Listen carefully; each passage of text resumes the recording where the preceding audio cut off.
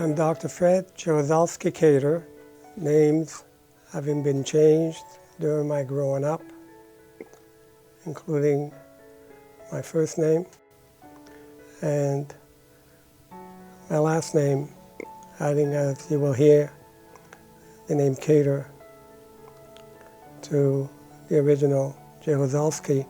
My original first name, being born in Belgium, in Antwerp, was related to Flemish, and it was a Frans. So originally, I was Frans Jaruzelski Kader. As you saw from the picture though, comparing now to back when I was 4 years old, that proves that I had hair. And this is what happened because of familial history. My dad having lost his hair as he got older. But as I said, I was born in Belgium, in Antwerp, in 1938. And indeed, I have no recollection of my early years. Everything went haywire in Belgium when the Nazis, Germans came in '42, and I had no recollection of what actually went on at that time. Indeed, I didn't realize where I was in this being the Wiesenbeek orphanage till near the end of the war. When I was 6 and 7 in 1945, at that time I realized that I was an orphan in the Wiesenbeek home, and everybody else around me was in the same boat. At that time, the first thing that I really remember is the place really becoming very excited. And finally, the word came around that the excitement was for hopefully the end of the war, World War II being over. We could hear planes fly overhead, and these were the Allied planes flying overhead to Germany to bring the war directly to the Germans and the Nazis. And while this lasted for a short while, all of a sudden things became very quiet again in the orphanage. And I realized that people were disappearing. The children, the older ones who were present in the past, were now leaving, being picked up by family, being picked up by family friends, people who knew where they were. And it didn't take long when even the staff of the orphanage was decreasing. In time, I was to find out that we were left to about 6 of us, with some supervision available, but nothing like what things had been like in the orphanage in the past. The good thing about it was that we had very little supervision, and I was there for 2 years this way from till 47. And if you take a 7-year-old or 6-year-old and you leave him loose, there's a lot of mischief we can get into. We were at very little, like I said, supervision. We were able to walk around the town of Wiesenbeek and do what we wanted to do. There's very little that I remember of that time also. Finding even out the number of us who were left there much later on in my history as I grew up. In 1947, after 2 years of the orphanage really having changed as the war came finally to an end,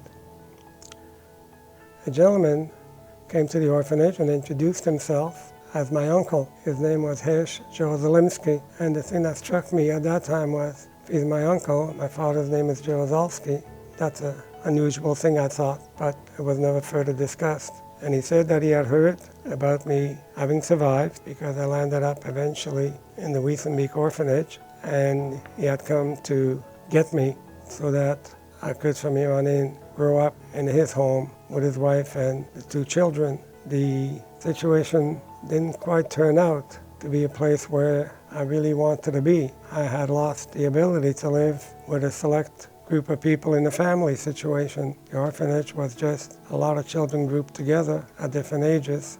I found it difficult to get into the situation of living with a family, and at difficulties following instructions, wanting to do my own thing like I had done for the prior 2 years.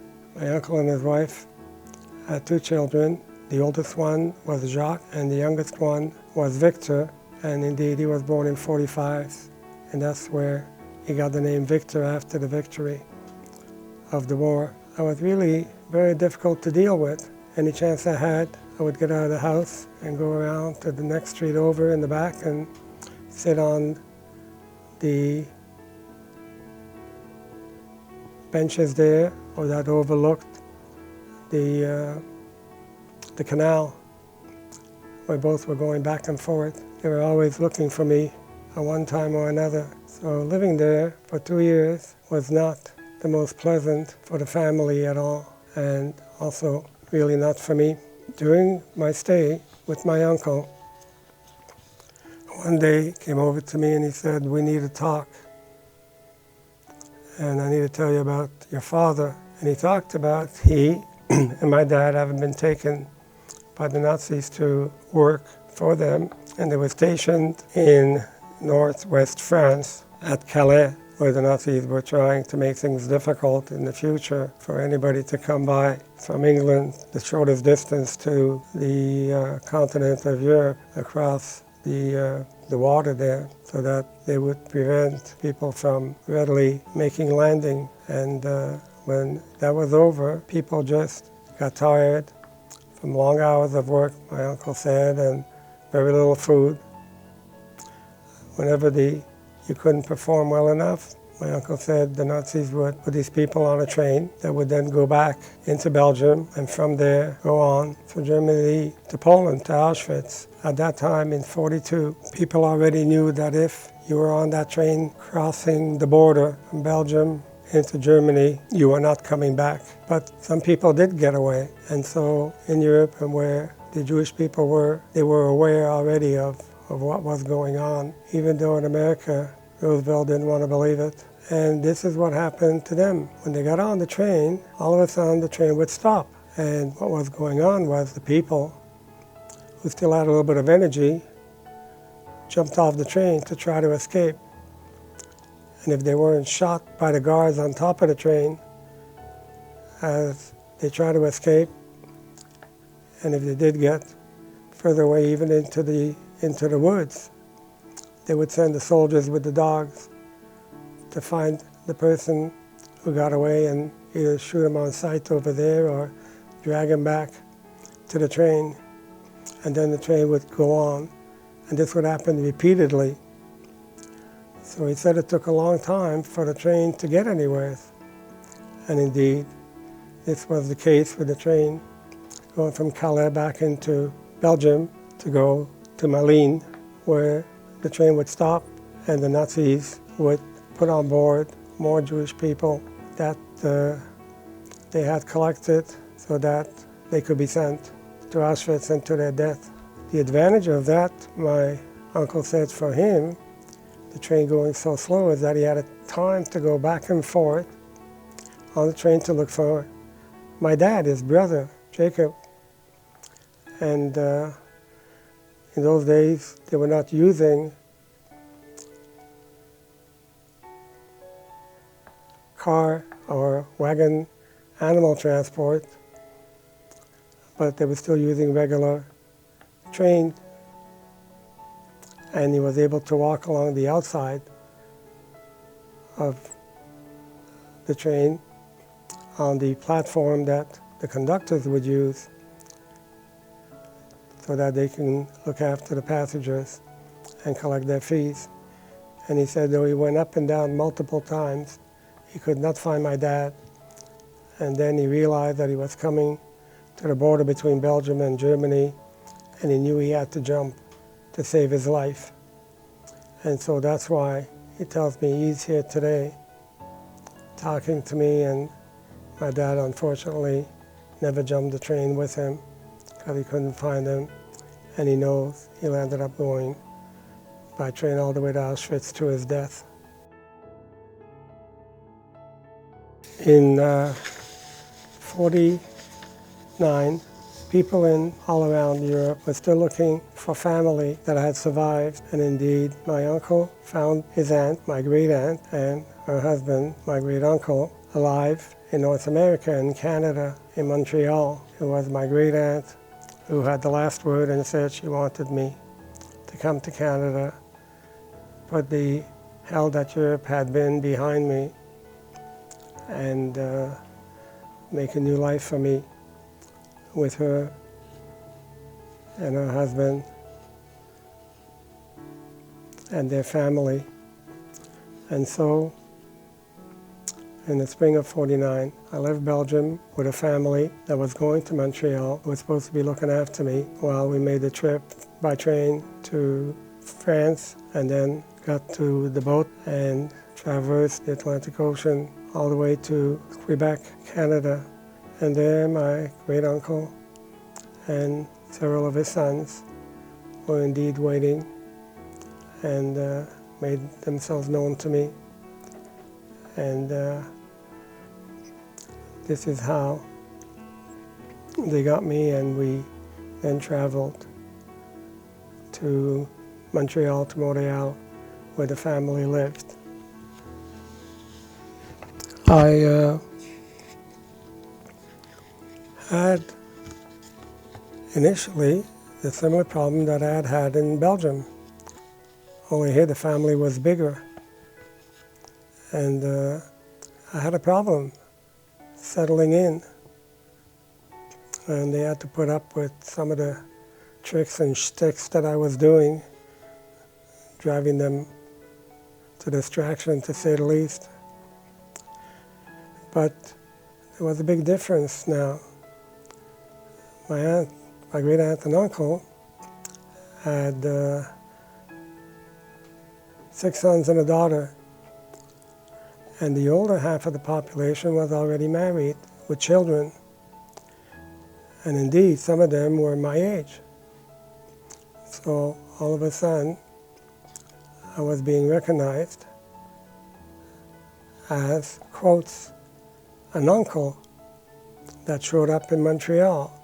Because if I was living with my great aunt and uncle, then obviously I had to belong to them, so that means I had to be an uncle to the kids. And they had no problems getting along with me, and it indeed became very easy to get along with them.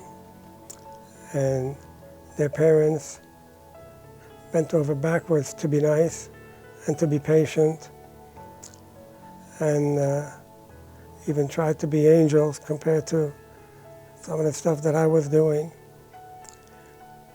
But as time went by, I realized that I wasn't going to be there just for 2 years.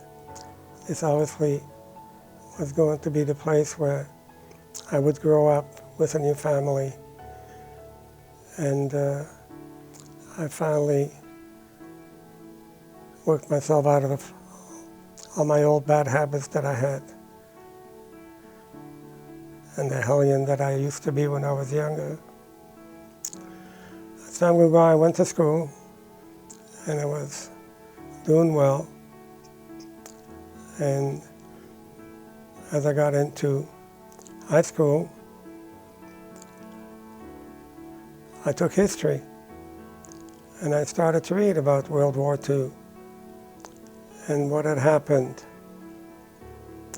and started to realize that no matter what, I had no clue of really what had gone on and how I all of a sudden survived while the rest of my family supposedly disappeared.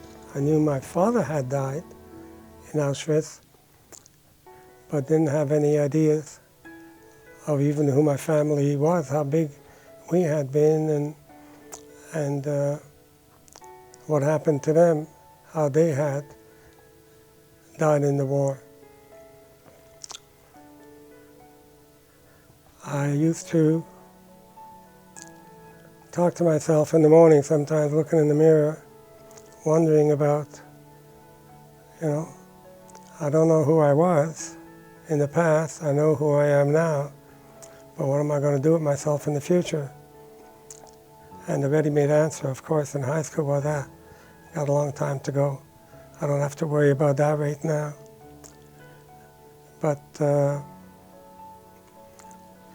as I went through high school, my family kept insisting that I would go to college. And indeed, I would have the honor of being the first one in the family to go to college. So when I got to talking to myself in the morning when I used to wash, and I had a little bit more urgency to figure out what I was going to do. And one morning, while doing this, I looked in the mirror and I said, almost picturing a set of parents in my mind, if my mom and dad were here, what would they want me to do with myself? What would I become in the future? And so the answer just popped into my head. I was standing there thinking about him because obviously I had been helped all my life to get to that point of even just standing there and looking after myself and thinking about what I was going to be. And if this came about because people were kind and people helped me, then if I survive, maybe I should be doing the same thing in the future and think more seriously about it. And so I started to indeed realize that the way of doing that would be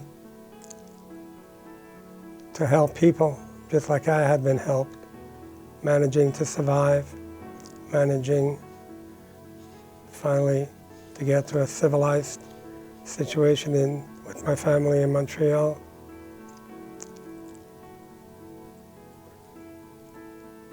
I knew then that when I finished high school, I would indeed go to college, to McGill University, and after that, I would have to choose a new track so that I can get to the point of becoming educated to where I could help people in the face of having been helped, like I said before. And indeed, the idea popped into my head that it was children who obviously needed the most help. Somebody hadn't helped me as a child, as a 4-year-old. I obviously wouldn't be talking to myself in the mirror. And if you look at the problems that kids have, they need help to get over it. And so it kind of worked out in my mind that I should try to become a doctor who would look after children, and with children who suffered the most and who needed the most help to recover and be able to still manage to have a life for them if they get ill.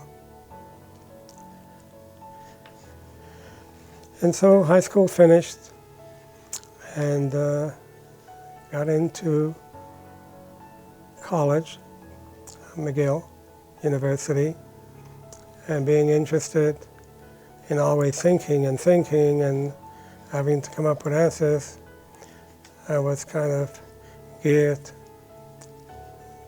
to look at doing psychology and put my brain to work all the time, not just intermittently.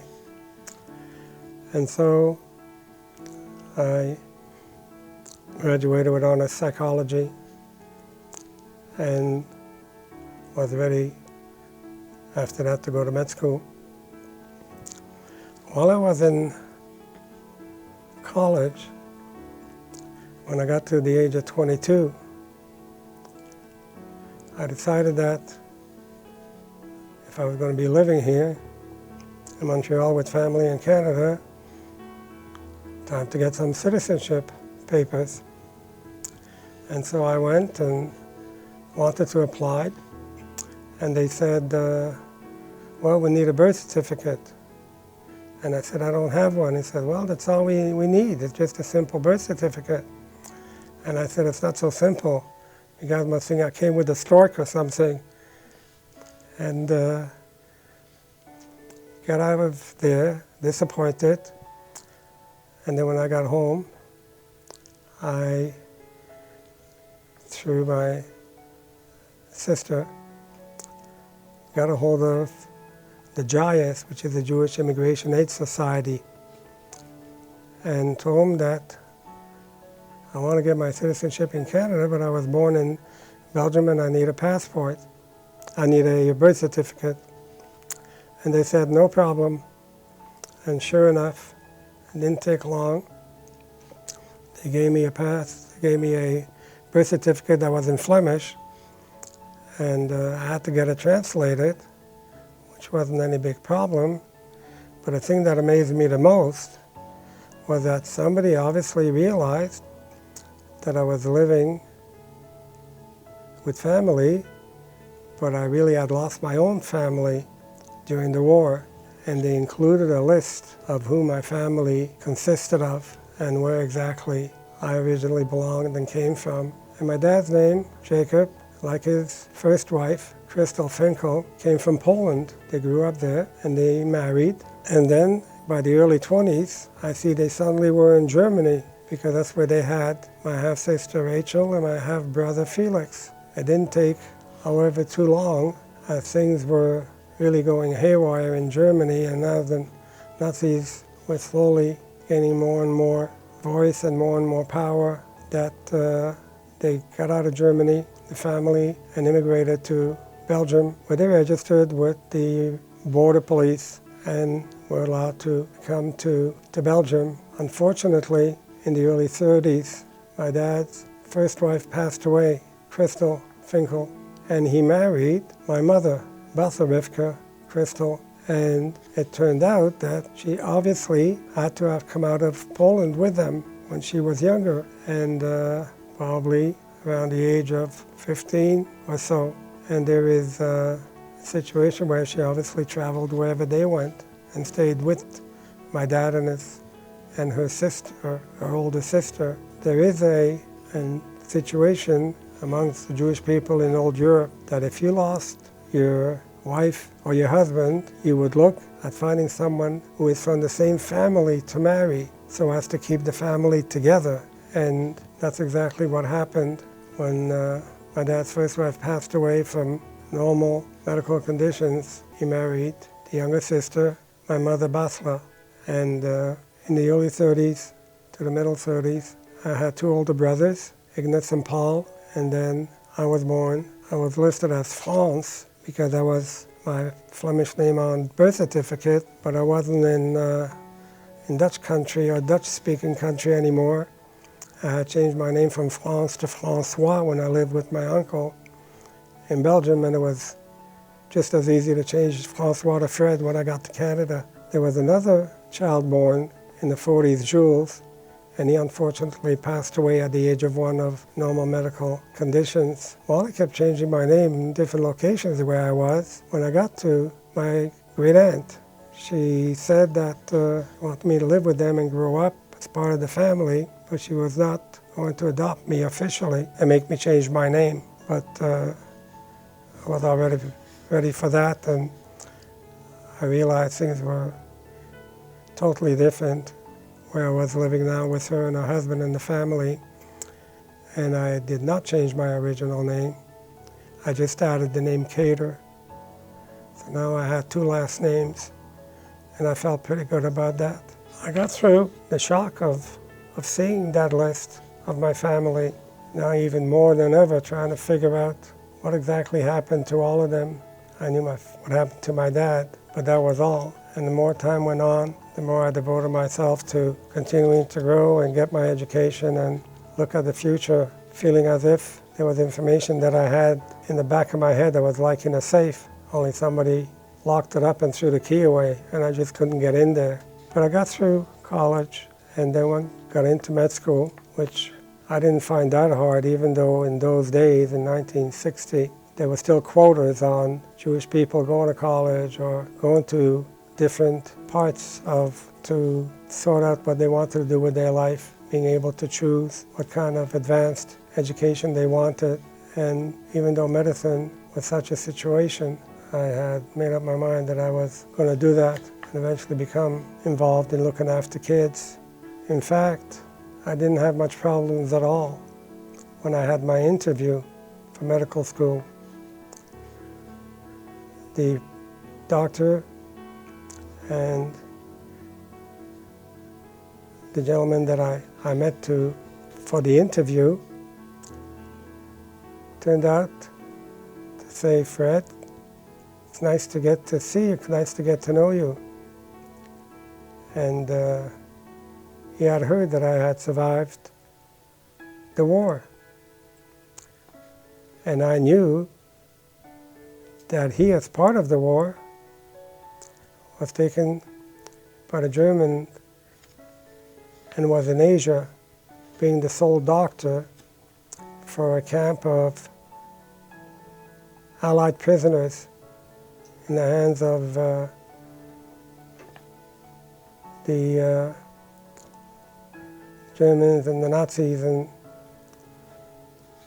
and so we landed up talking about my past a little bit and how he managed to do what he could to help the people who needed help when they were sick. They didn't have much medications at all. He didn't have much of anything to deal with. But he managed to, he said. And so by the time we finished reviewing all that, that was the end of my interview. And we said goodbye. And of course, I had the pleasure of seeing him very often while I went through med school. And I realized that you can do good things even if you don't know everything, why you're doing it. And so I got into med school without any problems at all, but I guess I kind of cheated. But I worked hard, I enjoyed it. Every summer I went back to the psychology, honors psychology, had been my diploma, and I was doing experimental work with the psychology people there. And I did that for 3 years till I got to the end of third year medical school. And I said, it's got to be a change to the routine. After I graduate med school, I won't even have time to think of what I want to do. It's going to come naturally. I'm going to be busier than a piggy in the mud. And so I decided I was not going back for another year of experimental research, and decided that I was going to go visit a friend of mine who was out in Berkeley, California, as a math professor. And got home, spoke to my sister, and we were talking, and I happened to have mentioned that I want to go out west to California. And she says, how are you going to get there? And I said, oh, I got a ride to the northern part of the States, to Seattle. And I'm going to share gas with this fellow who's got the car. And she says to me, you know, we have family out there. And I said, what do you mean we have family out there? Well, you remember your great uncle? He had a sister who had a family, and and I said, yeah, I remember. I used to go with him every Saturday on Shabbos when there wasn't any work that he would go and do. And so I met, back then, when I was younger, not only my uncle's sister and her husband, but also several of the daughters that they had. And they indeed had a young daughter named Sarah, who was about my age, always wore pigtails and looked very nice. And we got along, poking fun at each other, like young people do. And he says, well, don't tell me they're not your family. They are. And if you don't want to go, that's okay too. You just want to have a bed to sleep under with, and there ain't going to be no pup tent in the backyard. You're not even going to have that privilege either.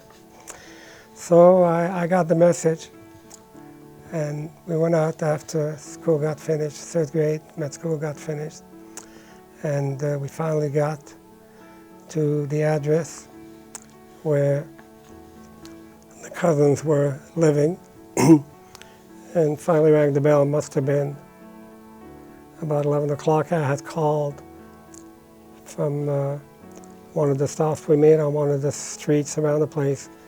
We couldn't seem to get to the right part of the street.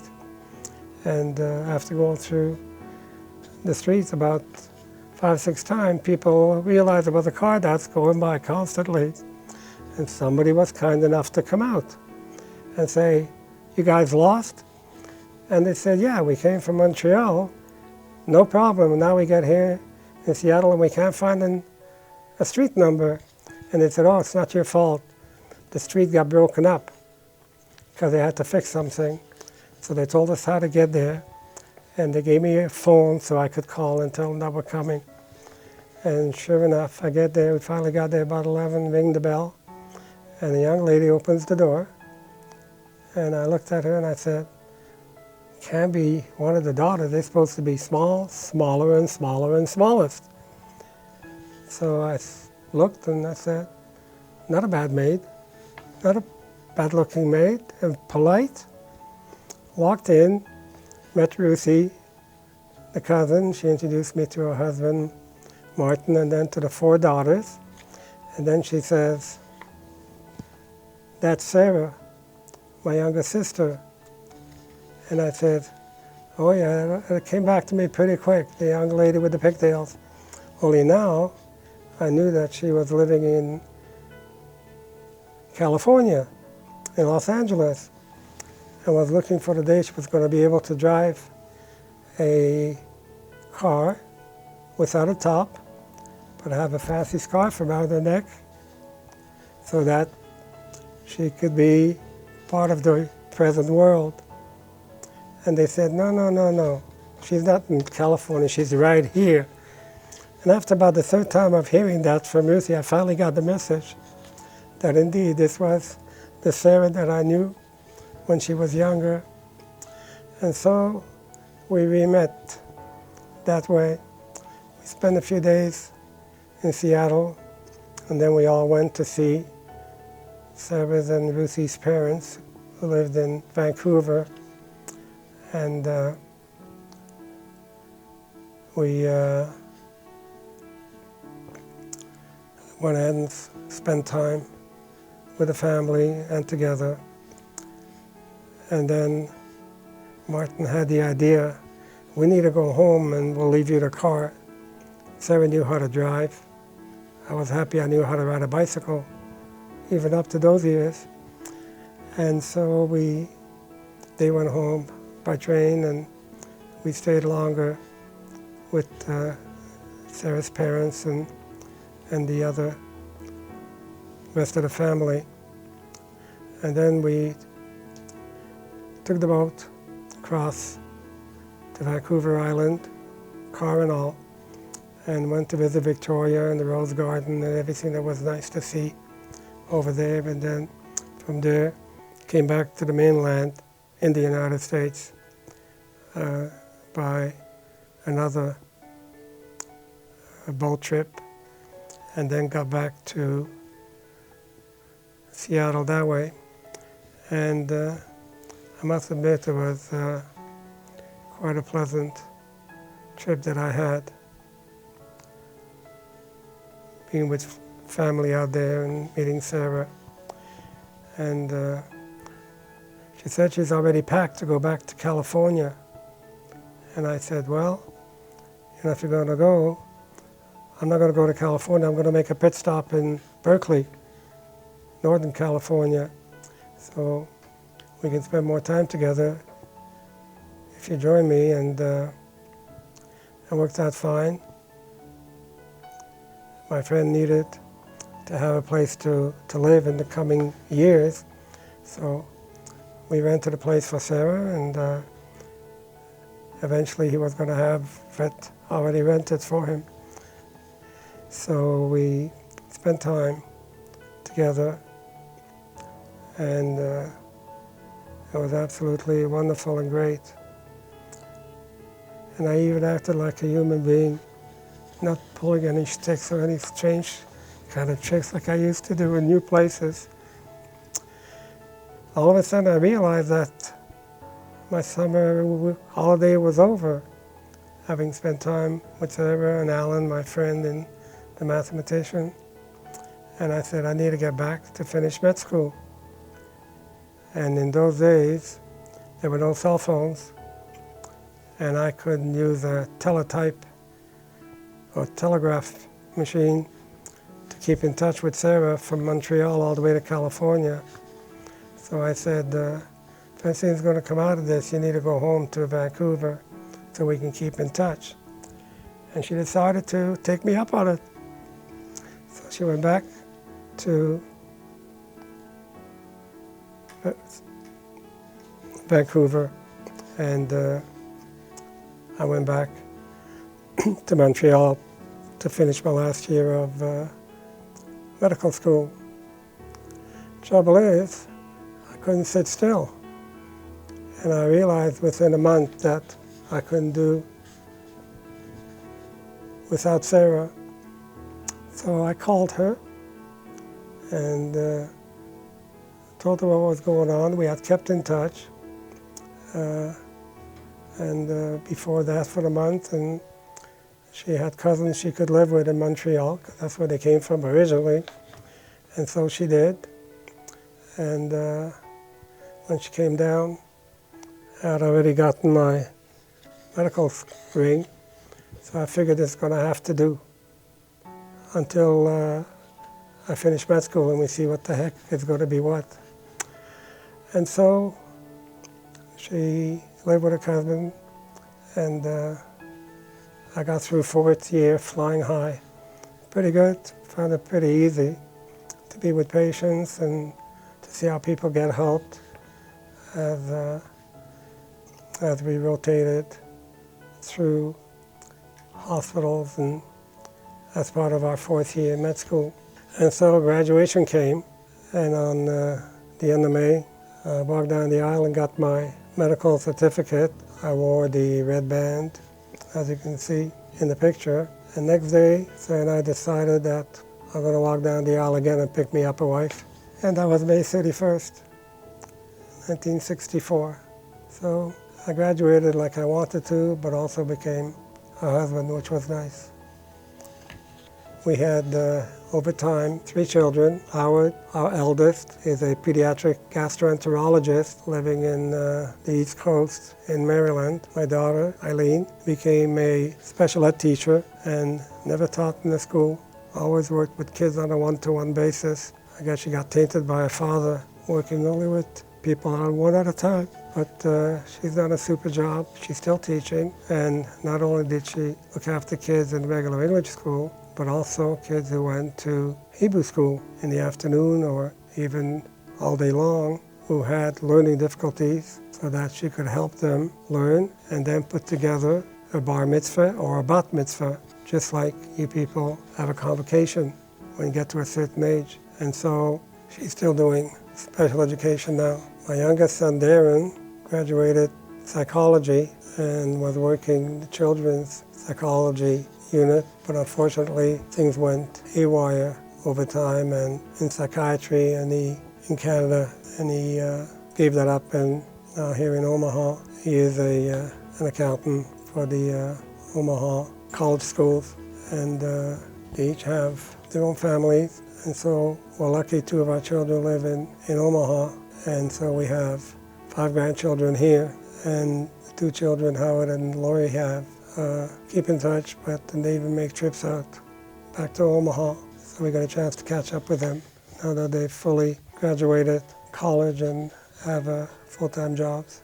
When I finished med school, I knew I wanted to become a pediatric neurologist, not just a pediatrician. I wasn't going to look at ears and throats for the rest of my life. I was going to do neurology, being interested in the brain, like I had mentioned before. And so I carried on, because the last year of med school, I would go at night at 6 o'clock across the street while I was at McGill, and I would go to the neurology psychiatry unit, and I would make rounds with the people there and learned a little bit of what I was going to do in the future. And it was very nice. I enjoyed it. We finished making rounds, usually was 9, 10 o'clock, and then I went home. But when I said I wanted to do neurology, the people over there across the street from McGill says, "You're not coming here. You've already been here for a year. We've taught you everything we can. You're going to have to go somewhere else." And I said, "Okay, what do you suggest?" He said, "Wait a minute, let me make a phone call." And they called Hopkins, and that was my interview with Hopkins. I ended up going to do neurology at Hopkins for 4 years, and it was good.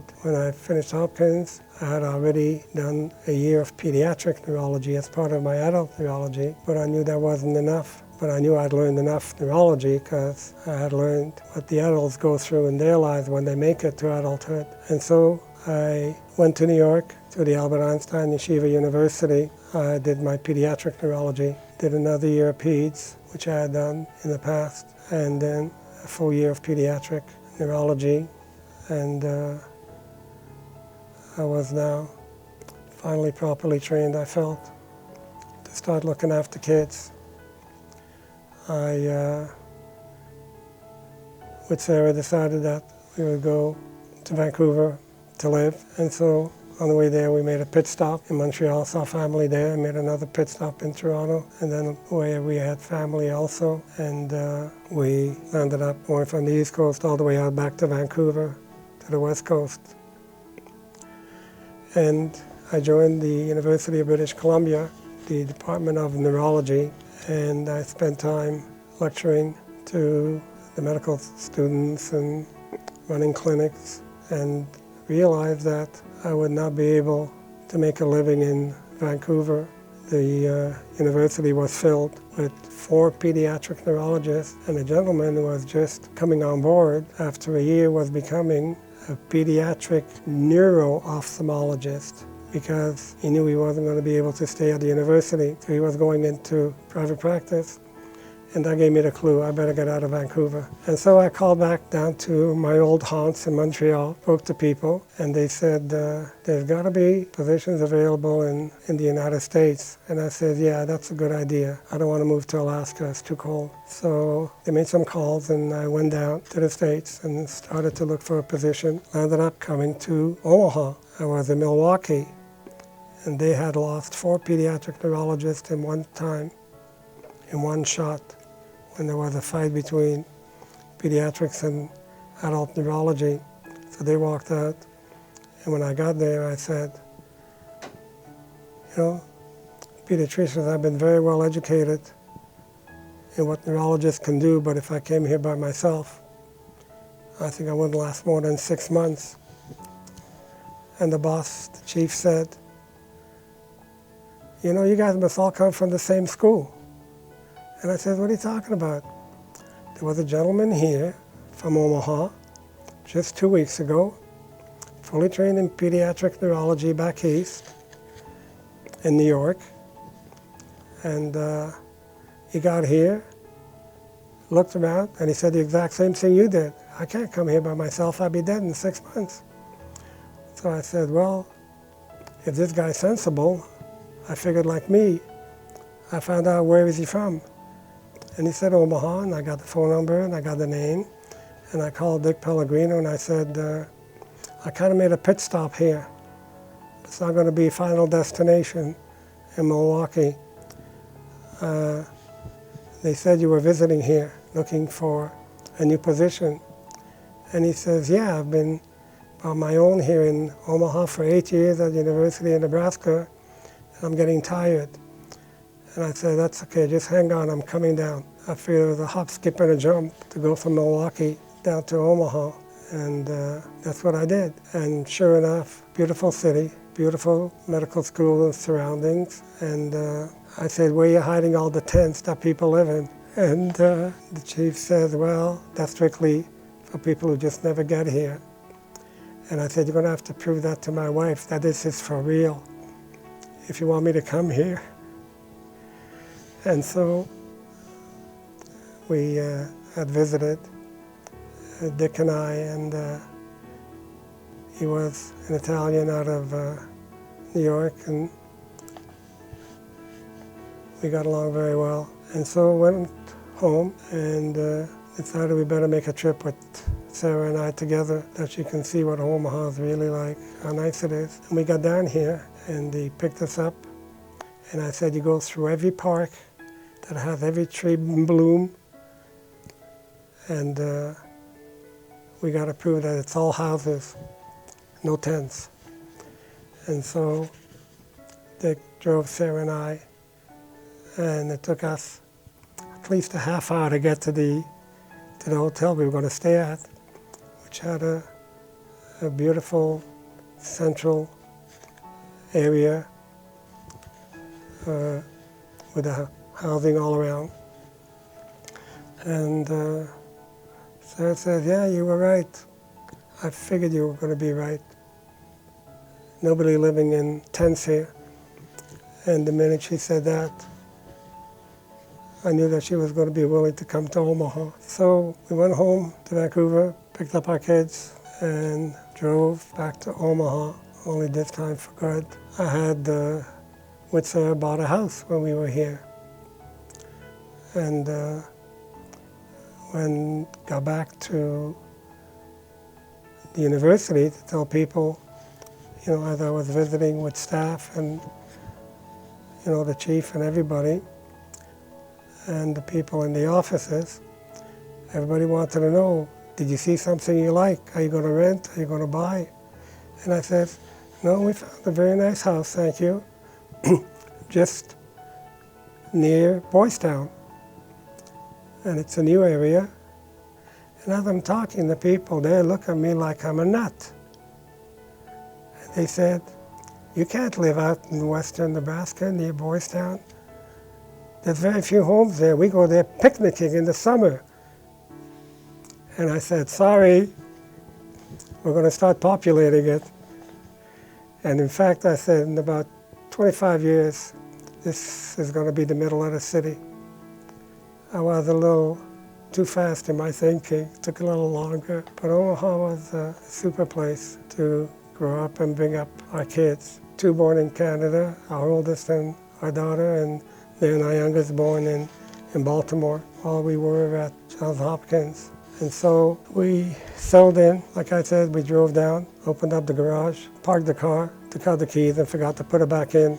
And we've never moved out of that house yet since 1974.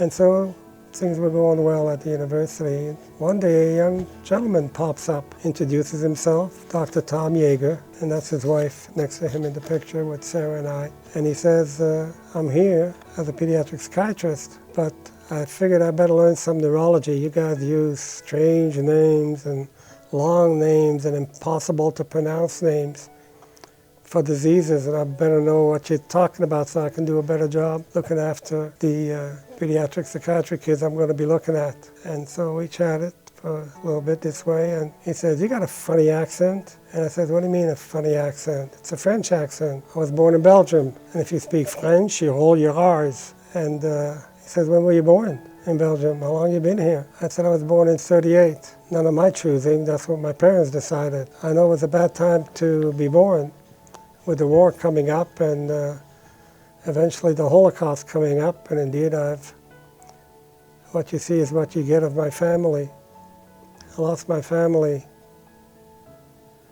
And I said, you don't have an accent, you just have an unusual name. Jaeger, that's a Hungarian name for a hunter. And I said, what's that got to do with you? And he says, well, actually, my parents are from Hungary, but I was never a hunter. And I said, when were you born? He says, 1940. And I said, you survived the Holocaust also? And he said, yeah, I lost my dad, but my mother hid me with Gentile people through these people who worked for the Queen of Belgium. Children under the age of 16 were under her protection. And so he said, even though we were originally from Hungary, when things got bad, we moved to Belgium. And there my mother had the sense through the Queen's people to hide me. And after the war, she knew exactly where I was.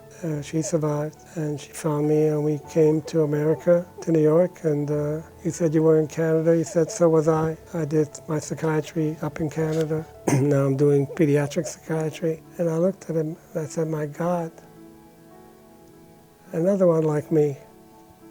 Only he was fortunate, his mother was alive and was smart, knew what to do. And he survived, just like I survived. And we both landed up in the middle of nowhere, in the middle of the United States, in Omaha, going to look after kids. And so, of course, you can imagine the connection we made, and been that way ever since. Unfortunately, he passed away a little over a year ago. But it was an absolute fantastic pleasure to do care of kids together with him. And he kept me busy running from one psychiatry place to the other. But I got there in time to make sure I could see the kids properly. One day, Tom calls me and he says, we got to go to New York. I said, what for? I've already been there. It's been 2 years there. In my training, I've already been to all the beautiful parks and the places. He says, no. They're having the first meeting of the hidden children in the world. They're having a meeting in New York. They expected maybe 500 people to show up, and it was an astronomical number that showed up in comparison. I told Tom, I said, that may be so, they're going to have a lot of people, but who from them is going to know about a little town named Antwerp with a couple of Jewish kids who are now orphans, have been so all their lives? Who's going to know anything about, orphanages when you're talking about meeting from all over the world and big places and big cities? And I don't know, I had Sarah and my daughter twist one arm, and Tom and his wife and daughter twisted the other arm, because he says, I know what happened to me, but you got to find out maybe what happened to you. And I said, okay, we'll go. Might as well go back and enjoy New York. It was still a nice place to go visit, even in 1991. And so we went, Times Square, and they had a huge wall, and everybody who had gotten there before me had written their names, where they were, what room they were in, and who they were, and see if they can catch up with people they knew in the past. And I looked at it and I said, well, I guess it's one way of asking. Can't ask everybody if they know me. So I put down Dr. Fred J. Kader. And I looked at it and I said, you're a dodo. You're a doctor and you're a Fred. You're not a J, you're a Jaruzelski. And Kader, nobody's going to know you by that. You weren't old enough to have the name Kader when you were 4 years old. Erased it, rewrote it, had the name up for a day or more, and not even a nibble. Nobody went fishing to even give me a nibble on anything. So my daughter says to me, Dad, what are you waiting for? You never wait for anybody. You do what you want to do, and you do it directly. I said, you're right, one day is enough. We heard enough talk already about the Holocaust. So I went to see the people who ran and who put together this whole fantastic meeting. And I asked, does anybody here know anything about maybe somebody who knows something about orphanages in Belgium? And there was about 5 ladies there, and no. And then all of a sudden I heard a yes from a little voice. There's a gentleman who not only was an orphan himself and was in Belgium, he survived, and he's moved to Israel, and he's a historian and a book writer. And in fact, he's written a book about the Nazis and the Belgian children who became orphans. So now I had a name, Sylvain Brachfeld. That's a picture when he came to Omaha to visit in 2007. And we're talking about many years after when we first met. And so now I'm walking around, everybody's got names written here, so I'm walking with my head tilted, and finally walked into a room, and sure enough, there's the sign on the gentleman, Sylvain Blachfeld. So we were polite and waited. And then when he finished, went over to him, said hello, Sarah and I, and my daughter, and we said, we hear you know something about Jewish orphans in Belgium. And he said, yes, I'm from there myself. And he says, your name? And I said, Dr. Fred Kader. And I said, no, I'm doing it again. I said, no, I'm not. I'm a doctor, yes. The first name is Fred. Now, but it used to be France. And it wasn't Kader. Now that became my middle name, Jaruzelski. And as I'm talking, this gentleman is turning red like a beet. And I figured, my God, he's going to have an apoplexy. He was just so worked up. And I said, hold it, cool it. I know I made a mistake, but that's not a reason to get mad at me. And he says, no, I'm not mad. And he points to me, and he says, I know who you are, Franz Jaruzelski. I know exactly what page I wrote about you in my book. And I said, what the tarnation is he talking about? I'm figuring. And he turns around, pulls out a book, and he shows me the book. And it's in French. And it says, ils n'ont pas eu les gosses. And the ils refers to they, and the they refers to who wears a swastika, the Nazis. N'ont pas eu did not get all the gosses is a term of endearment for little children. So the Nazis didn't get all the which children? The Jewish children, obviously. And he says, I know what page I wrote about you. He says, that's you, line 1, 2, 3, Franz Jaruzelski. And I looked at him and I said, my God. He says, you got saved in Wiesenbeek and you missed the train to Auschwitz like everybody from the orphanage in Wiesenbeek did. And I'm trying to listen to him and pay attention because I'm going slowly but steadily around in circles in my head. And he said, on October 31st, 42, the Nazis went to the Wiesenbeek orphanage and they told Mrs. Bloom to take all the staff and the 58 children that are here, and we'll take you to the Malines train station and you'll go for a ride to a better place. You don't have to pack anything. Everything will be provided for you. And this is exactly what the Wiesenbeek people were forced to do. The commanding officer there told Mrs. Bloom, I know you have 2 people here who are not Jewish, and they are now out of a job.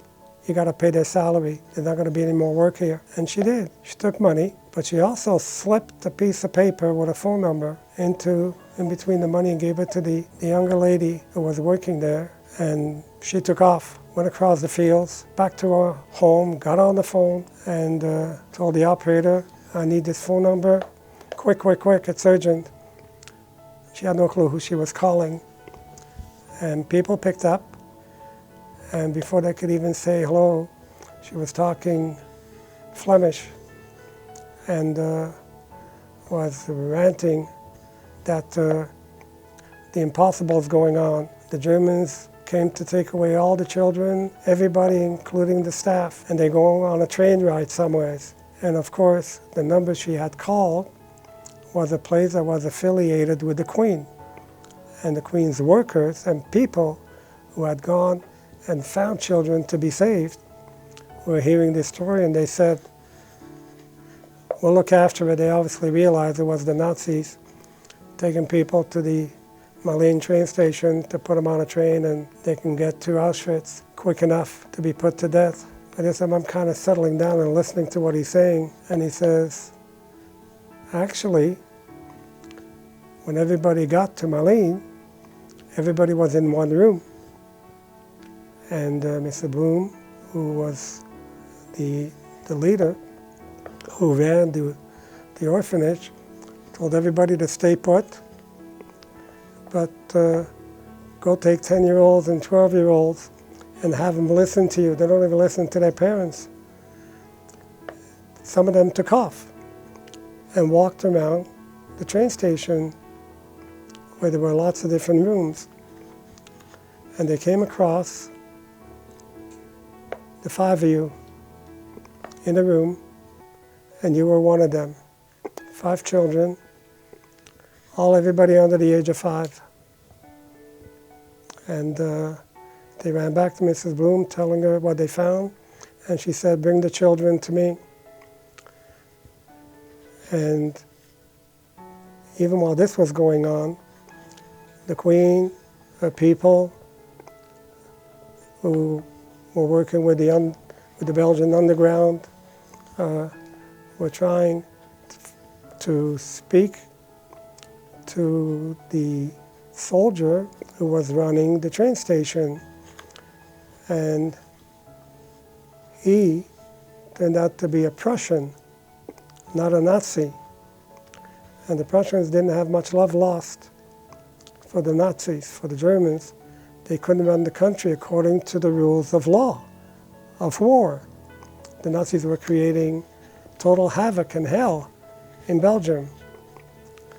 And he, after long talking throughout the day, finally towards nighttime, condescended that everybody can go back to Wiesenbeek. He rescinded the order. And this took all day, because like you remember I told you, trains that used to come to Malines from France had a long trip with a lot of pit stops, because people were jumping the trains. And so everybody had time to really get their point across and make their case, so that the Prussian officer was willing to let the kids go, the Wiesenbeek people, back to their orphanage.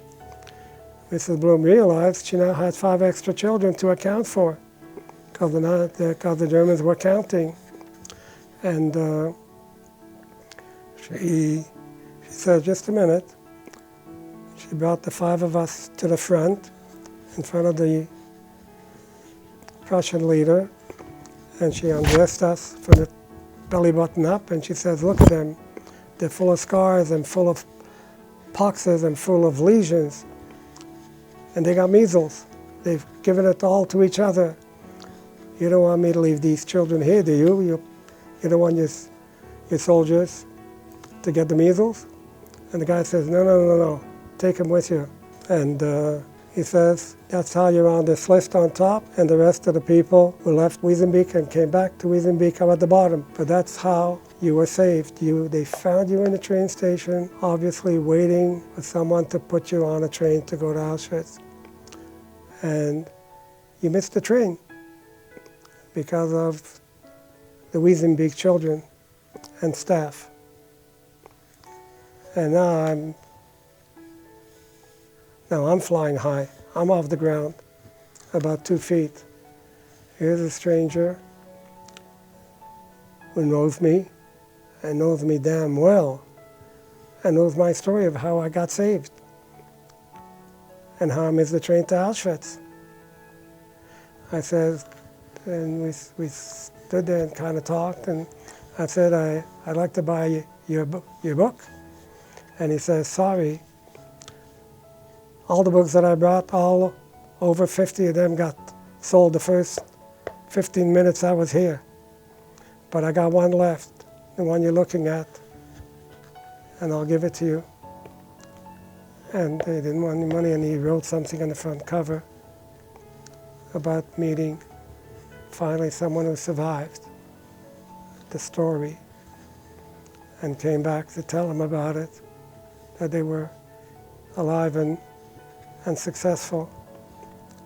So I had the book, and I said, "We'll keep in touch," and we exchanged phone numbers and didn't have to worry anymore about teletyping and cell phones. I just had a phone number, and I was happy. And as you can see, we indeed got together when he came to Omaha in 2007. And so now we went back to the meeting, and all of a sudden, somebody taps me on the back.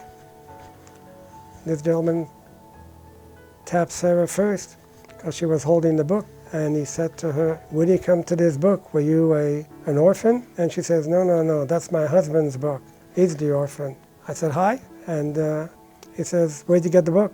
I said, "Well, I just met the guy who wrote it, and when I introduced myself, Dr. Fred Kader, doing it again, Franz Jaruzelski, he said, I know who you are, I know exactly what you're all about. And he did. I opened up the page, he said, yeah, I'm familiar with it. And he told me the whole story, and it was hard to swallow, but it was amazing. And as I'm talking, this gentleman's turning white like a ghost. I says, come on, you're not going to faint on me, are you? I'm here, not as a doctor, maybe a neurologist, but don't faint on me. Sat him down, and he says, I know who you are. And I heard that one before. And I said, yes. And who are you? He says, I'm Marcel Janaki. Me and two brothers were saved in the Wiesenbeek orphanage. And when we got to the train station, a few of us went kind of snooping around. And we found you and 4 other kids. And I picked you up. Everybody got picked up by somebody. And we went back to Mrs. Bloom. And then we went back to Wiesenbeek that night. And we all missed the train. And boom, the idea popped into my head. I says, I remember that night. It was late, it was dark, it was pitch black. It was pouring out there, the noise was incredible. Something was clanging away. And he said, hold it. The noise from the thunder was loud, but we couldn't even hear the thunder, you were so loud crying. I said, okay. And he said, the noise you were hearing, the clanging, was we were in a soldier truck from the Germans. And they had to have a chair hanging from the back opening because nobody was tall enough to get into the truck without a chair. And then when they closed the back of the truck, the chair kept clanging away. And he says, that's what you're remembering. And I said, yeah. And so we got to talking, got out of the meeting, got to talking, and found out indeed who he was. And he said, he was sitting on my lap. I brought you out of that room, and you're going to stay with me. And you were on my lap all the way back to Wiesenbeek. And that's how we both missed the train to Auschwitz. I take a big deep breath. That night we were there, and if I met one person, he introduced me to 50 people who were all in Wiesenbeek, and just about all of them knew who I was, and I had no clue who any one of them were, being 4 years old at that time, and they were 10 and 12. So we got to spend the evening together. It was very nice, and got to know each other. And of course, we've known each other ever since. My son and his wife came down.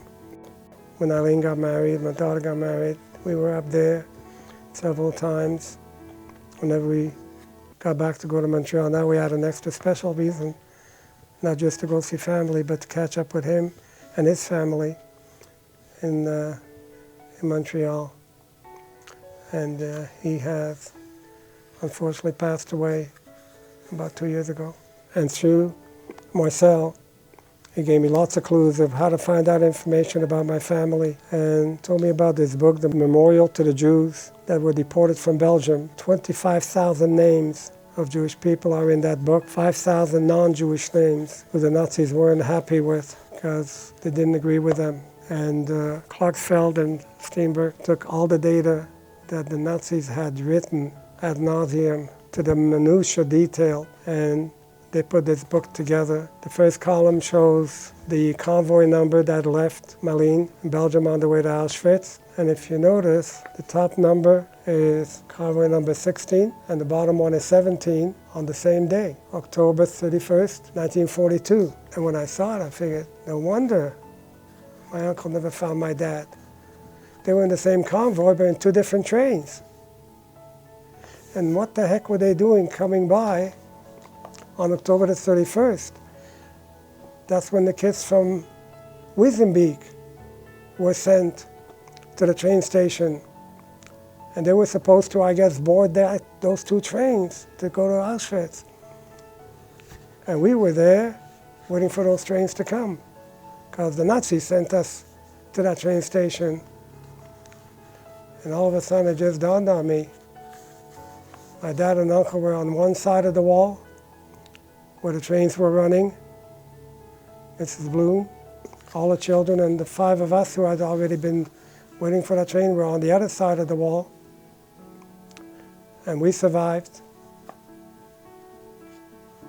And my dad, who was with my uncle on the other side of the wall, never even had a clue I was there, nor did he ever have a chance to survive. If you look through the pages of the book, you'd see everything is in alphabetical order, and the top part is from one page, the second page, and the last page has my mother Crystal's data on it. But you can see where the second name says Jerozolimsky, Esh, and sure enough, the date I wrote down of the train that he was being sent to, the number, and the Nazis didn't even care. They had the audacity to write that he escaped, évadé. They even put that into their data. And the name below that is Basla Rivka, my mother, and she's got her own page 2 and information written. It says 9/12/42. So that's obviously when I lost my mother to Auschwitz. And she was on her own train, separate from the rest of the family. So what the heck happened to me? If I should have been with my mother, how the heck did we get separated? For me to survive and for her not to survive. And if you go back to the first top page, you see Felix and Ignace. I didn't know they were saved, so there was a question mark before, but it became an exclamation mark when I realized who they really were. And then my dad is sure enough on the train that's separate from his brother. And then there's another Jaruzelski on the next page, another sibling. So I looked at that, and now I realize what happened to my family. My half-brother Felix was older for my dad's first marriage, so he had the privilege of the Nazis shipping him directly to Auschwitz in August. My father was already gone working slave labor by that time. And then there's the listing of my mother, Basla Crystal, September the 12th, convoy number 9. My 2 older brothers, they didn't get sent to Auschwitz till September the 26th, and they were together. What in God's tarnation happened to them? There was no older brother around. There's no father. There's no mother. What the heck were they doing for 2 weeks? Where were they hiding, or where were they doing what? And then, of course, the last segment is my dad and my uncle that we already talked about. And that same day, 6 children were found at the train station. We were 5, and a woman who walked by with a baby saw Mrs. Bloom standing there with us, waiting to get onto the truck. And she threw the baby to Mrs. Bloom, and she said, "Save him." And he went with us to Wiesenbeek. She went on that train, that same train my dad was on, but her child survived.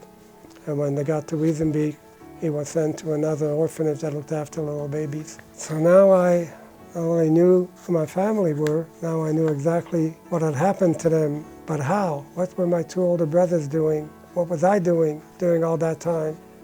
In 1996, they had the first conference of hidden children of Belgium in Brussels in 1996. And this time I was first in line to get on the plane. Nobody had to twist my arms anymore. I was going to meet Mrs. Bloom, and I owed her more than just better thoughts. We went, Sarah and I, and Tom and his wife. Tom wanted to go back see the people that he had lived with, and I figured maybe now I'm going to have a chance to learn a little more of what exactly happened. She wrote a book herself, Le Récif de l'Espoir, The Reef of Hope, The Memories of War in a Home of Jewish Children, a little place like a little island in the middle of the sea, whereas if you got in there, you had a hope of survival.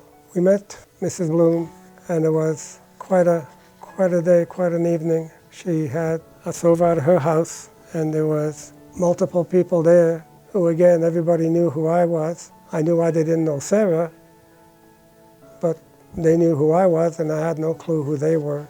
Mrs. Bloom had pictures in her book and as such, and this was a picture taken when everybody got back in 1942 to the orphanage to Wiesenbeek, including the extra 5 of us. And that's me, FJK, and then Marcel is the name on the left side with his 2 brothers, Israel and Jacob, and other people that we got to know. This is a picture of the 5 of us who she saved that day in 42 in October, besides saving her own 58 kids she was responsible for. But that's me on the right, and Max Cohn is now Michael Hartog, and multiple years ago the phone rings, Dr. Kader, yes, do you remember Wiesenbeek? And I said, of course, and says, this is Max Cohn, I'm in the picture next to you. And I said, yeah, I got that picture too from Mrs. Bloom. He said, well, my name now is Michael Hartog, and I live in Virginia. And I just found out now that I'm 65 years old, I had to get a birth certificate to get the money from the government to retire on. And told my adopted mother and what I needed, and she said, no problem. She went to the desk, pulled out a file yay big, all about me. She was one of the ladies in Canada who were sending children that had survived to Canada to go to different families, and she was in the process of sending them on until she realized that she and her husband were there, that they were coming to the end of the line and there wasn't too many more kids left. And she said, if we want a child, I can't have one, but if we want a child, we got to pick one. And they picked me. And now, 61 years later, he finds out the story of what happened to him. And as he's talking to me on the phone, I said, you know, you must have been a little tight, because I remember having to pull you up by the back of your pants so that at night we can climb onto the ledge of a window and you could make it, and then we can climb onto the trees in the orchard and sit there all night and eat fruit. Green plums are good, even though people don't believe it. And he says, yeah, I remember that. You remember that too? And I said, yep. Anyhow, I didn't get to work for 3 hours that morning. The young lady next to him with the second wife ex is Annie Milrad. And one day she called me from one of the islands off the coast in the middle of the United States. She says, my name used to be Annie Milrad, but I survived, and I see we're in the same picture. And I figured, okay, I know which one you're talking about. And she said, actually, I really didn't want to disturb you, but I figured it's the only proper thing to do. And I said, what do you mean? He says, well, my daughters are now all in high school, and they've learned all about the war and the Holocaust. And they know that I survived the Holocaust, that we've never talked about it. And they finally twisted my arm and forced my arm to find out what the story is. And she says, I know the story, but she called her brother, who still lived in Europe, and he says, yeah, we've never talked, you and I, when we call about the past, but there's a book that somebody wrote. So they got the silver felt book to her and started to read names, and everybody goes on the computer now, and they push the magic button and they put in the name, and bingo, you show up. So she now has, through the computer, my name and got the phone number, and she called.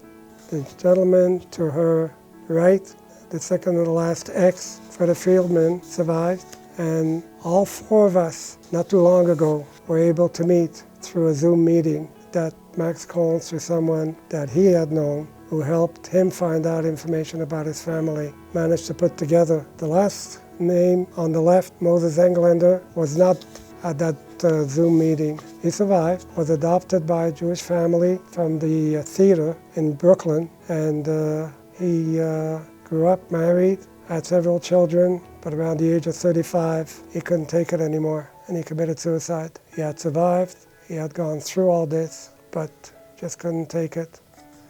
This is another picture of us. That's me with the red X. That's Max Cohn to my right, to my left, sorry, in the middle in the front. And that lady, Mrs. Dickstein, was the lady who looked after us. And you can see we're all having the Jewish star. She too is wearing on her coat the Jewish star that the Nazis had everybody wear. And through, when I was with Mrs. Bloom in Belgium in '96, I asked her if she knew where this lady was, and she said, yeah, she's in Israel. So I got the name and the phone number, and I called her eventually when I got back to Omaha. And as I spoke to her, she remembered who I was, and she says I'm the first one who ever, from the group she ever had, contacted her, and she was very pleased to find out what I was doing. And I said, I hope I wasn't too bad of a jerk when I was a kid, or an impossible child, because I knew what I had grown up to be as a child. And she says, no, no, no. When we're all together, you were very nice. You were smart and you were very kind. And I believed her. Somebody was saying something nice about me, which was good. Unfortunately, she had lost her husband during the war. She remarried, moved to Israel, had a family, and when I reached her, she was suffering from cancer. And then a few months later, I got a picture of the hill in Jerusalem where people who are not born there and who are Jewish do have a place to be buried with a tombstone, with a headstone. And I heard from my husband with the picture that she had passed away. While I was with Mrs. Bloom, she showed me this picture, and as you can see, everybody's got dark hair except me in the left-hand corner. I still had hair at that time, just like you saw on the original title of the project, but you can see my blonde hair. You can't see my blue eyes, but I used to bleach in the summertime in Montreal from the sun. We had gotten to Mrs. Bloom, like I said, in 1995, and it was an absolute wonderful pleasure to meet her. She was well on in age, but she was absolutely amazing to talk to and go through things with us and the other people who were there. While we were in Belgium, we went to the National Monument listing the names of the Jews who lost their lives in Belgium to the Nazis. And on there, my whole family is there, but not my half-sister, Rachel Gietl. She's not there, and she is not in the book that talks about people being sent by the Nazis to Auschwitz. So I still didn't know quite what had happened to everybody, but through Mrs. Bloom I found out lots. We decided, my cousin's still living in Belgium, we decided to go to Auschwitz to say Kader, the prayer that you say for people that are important to you, your parents, friends, most important. And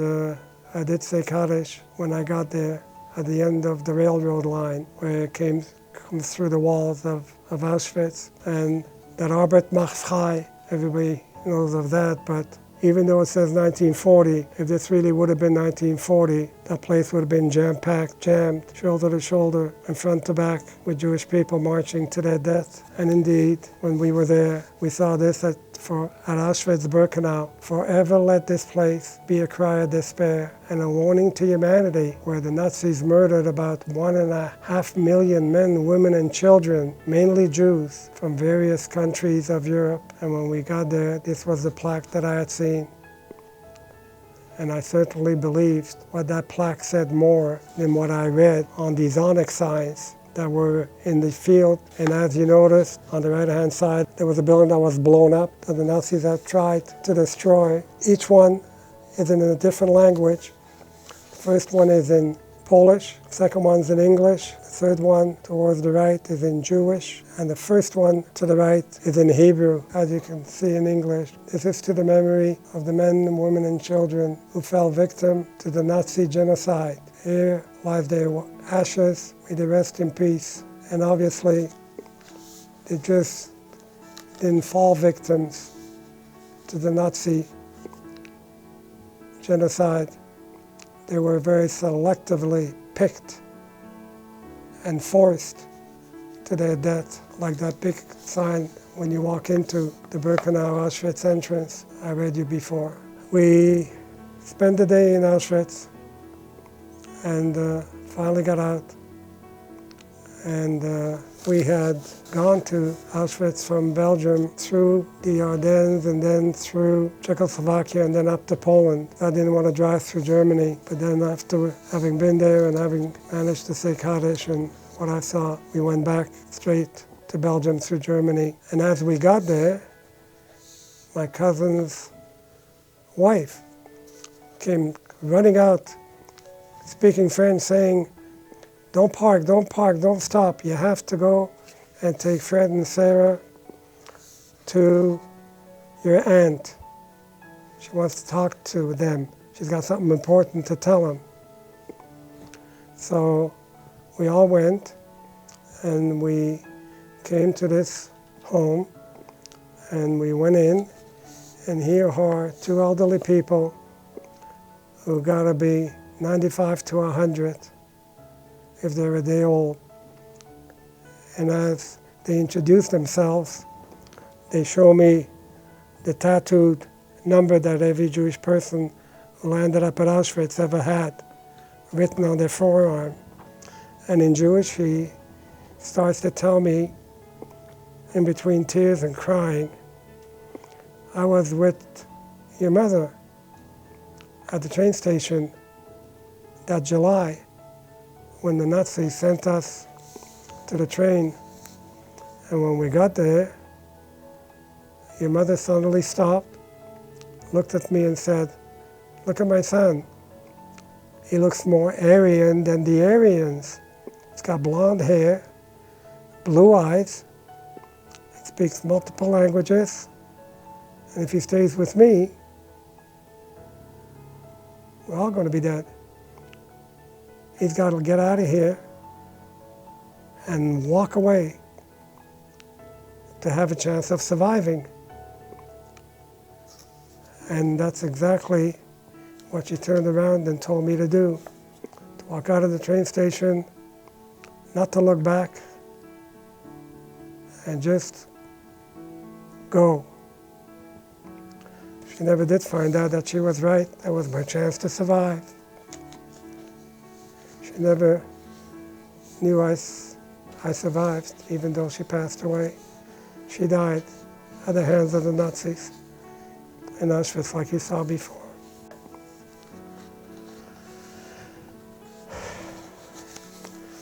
When time went by, we got a call from Sylvain Brachfeld saying that the war is long over, the immigration police is opening up their books, and since your family, we were immigrants there, your mom and dad and your older sister and 2 children came from Germany, they all had to register, and you can have access to the data. And he was going to give me an address. I said, "No address, give me a phone number, please." And I called, and sure enough, somebody says, "Yes, we have Jacob Baslarevka," all the names, and we'll send all that to you. And so we got a dossier on each one. And at the bottom of the dossier was a picture the size of my fingernail. I went to a camera place and they said the best we can do is probably 4x6, 3x5, and even that's going to be not the best. But we'll try it. So they tried it and they were right. My son Howard took it and he went to his lab where they do all kinds of fancy things to make slides and pictures of kids that they need to see properly. And he put together a picture of my mom and dad, 8x10s, and that's the way they came out. I got a picture of my dad's first wife and the first children that he had with his first wife. So now I knew what had happened to me and how I survived. My mother took her love in her heart and gave it to me and told me to walk away, knowing she was going to her death. And Mr. Bloom said, somebody obviously picked you up and you got put into hiding until the Nazis came there and found you and sent you back to the train station in Malines. But I still didn't know. How did I land up at the train station? What happened to my half-sister? And this is the cover, as written by Rainier, and it's a book about the 5 children and more who survived or who didn't survive, because many of them, Jewish children from the children's home, they landed up to the gas chamber, but some of us did manage to survive and avoid it. And that's me on the right with the other people. The back cover has the rest of the group that you saw the picture before. And Rainier is a Dutch orphan. His grandmother survived, but he found out what happened to his family. He's 25 years old, becoming a lawyer, and has gotten involved in not only helping himself find out what happened to children who survived without families, but went on not only to do it for himself, but to do it for other people that he met or that he encountered in Antwerp or elsewhere, who were also involved in looking for information about their families. And the young man next to me, Max Cohn, Michael Hartog, got to know him very well and personally. And so, as he was working more and more with more and more children, get them histories about their families, that's what he started to do as a sideline. And not only that, but when he started to do that, in Belgium, where the train station is, one part of the building was separated off into a museum, and it's got the names and pictures of everybody who went through that train station to their death. And as he was working for people looking for what happened to their parents, the people who he was working for the museum, started to support him. And he sent a lot of names, were just names. Now they're with pictures from the people that he's met, of their families, who have been in touch with him, and I've sent information about them and pictures. So through Max Cohn, Michael Hartog, he got a hold of my name, and one day he calls the Jewish synagogue here in Omaha, the synagogue, the conservative synagogue that we go to, and he says, I've just run across looking for someone by the name of Crystal. He's asking me to try to find people whose name are the same or are related. And I noticed that you have just made a note somewhere that he has seen in writing that Dr. Fred Jerzalski Kader has paid his respects to his family that he lost during the Holocaust by saying Kaddish on Yom HaShoah, the day. And with the time zone difference in Israel, Yom HaShoah is one day, which has been so designated by the government. But by the time you transfer that day to America, Yom HaShoah is the day after, because they're so far ahead of us. And so he saw the writing, and he saw the name Mother, Crystal. And that's the name he was looking for these people. So he called Tim back, who's also in Virginia, and found out what does the name Jerzalski mean. And he says, somebody married a Jerzalski in the family. And so he got a hold of me, and sure enough, he put everything together, what we talked about and what he had, and he realized that it was my mother who married a Jaruzelski. And we talked about that. And what he was being in contact with, this young man Tim, was his mother's maiden name was Crystal. And he found out when he spoke to me another time that my mother was the youngest cousin to Tim's mother. And while he was doing all this, he got back on the phone with me pretty quick. And he said, you have an aunt who's alive at the age of 86, who survived the war, who survived the Holocaust. And he gave me the phone number, I connected to Tim, and sure enough,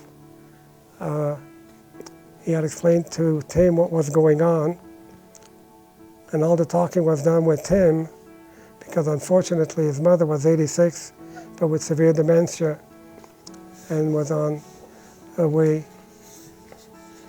out, unfortunately. And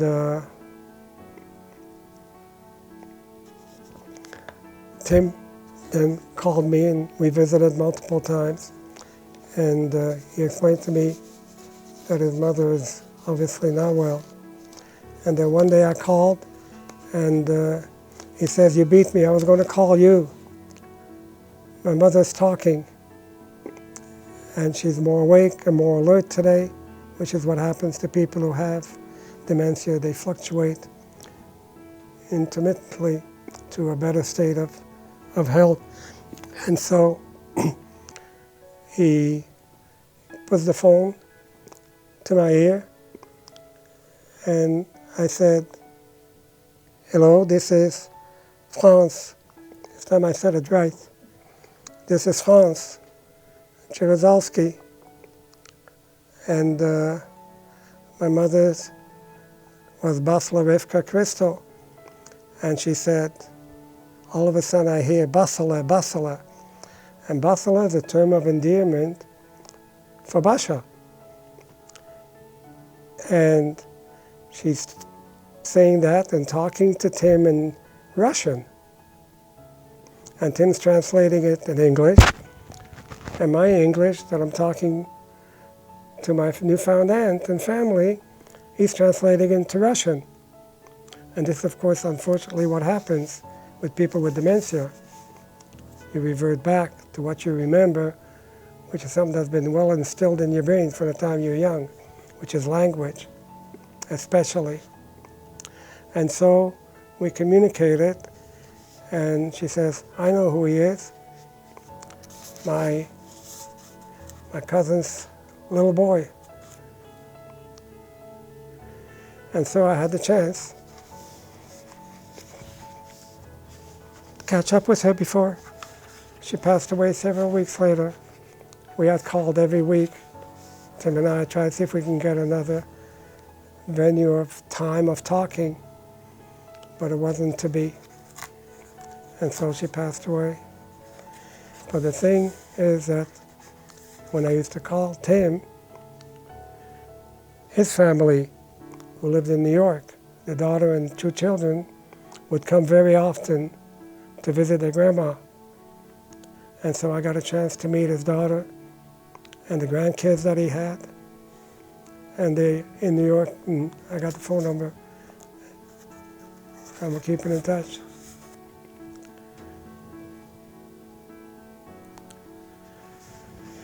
Rainier one day calls me, and he says, I got sad news for you. And I said, listen, after all the good news you've passed on, I'll listen, I promise. He says, I found out what happened to your half-sister and why she's not in the book of people who went to Auschwitz from Belgium. He said she did go to Auschwitz but not from Belgium.